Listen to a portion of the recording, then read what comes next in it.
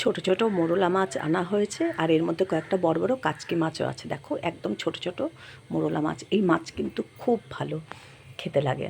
হ্যাঁ, এই মাছগুলোকে ভালো করে কুটে ভালো করে একটা একটা করে ধুয়ে পরিষ্কার করে নিয়েছি।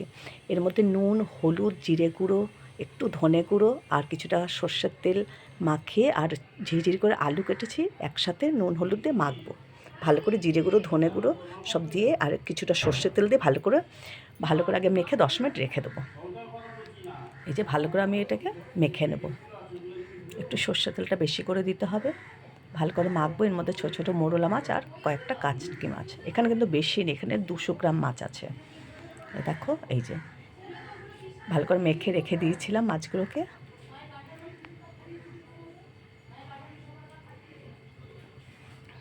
এবার ওদিকে একটা কড়াই বসিয়ে দেবো।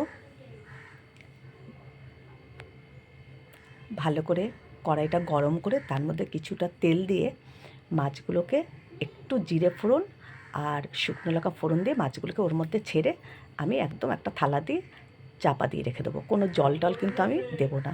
আর একটু সর্ষের তেল দিয়ে দিলাম। মাছের গা থেকে যা জল বেরোবে তাতেই এই রান্নাটা পুরো হয়ে যাবে।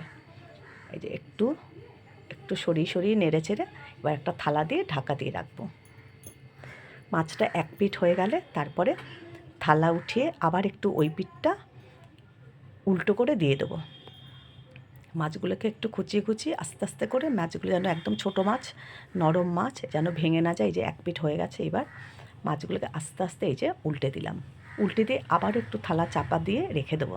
তাহলেই কিন্তু ছোটো মাছের চচ্চড়ি আমার একদম রেডি। খুব অল্প উপকরণ দিয়ে করেছি, দারুণ লাগে। এইভাবে করে খেয়ে দেখবে, শুকনো শুকনো করে খাবে, দেখবে খুব ভালো লাগে। এই দেখো আমার মাছ কিন্তু একদম রেডি।